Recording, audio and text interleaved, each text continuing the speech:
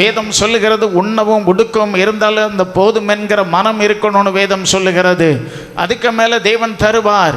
நம்ம பேராசை பிடித்து எதையும் நினச்சி எப்படியும் வாழக்கூடாது. இந்த காலம் கடைசி காலம்.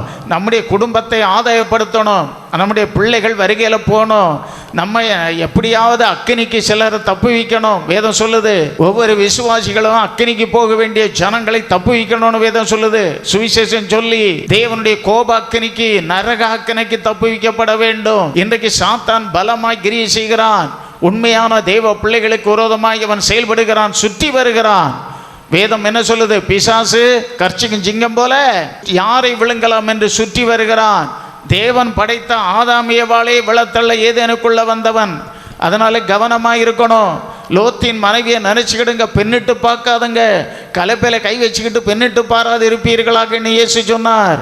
பாருங்க, அதனால இந்த காலகட்டம் பாருங்க மோசமான காலகட்டம்.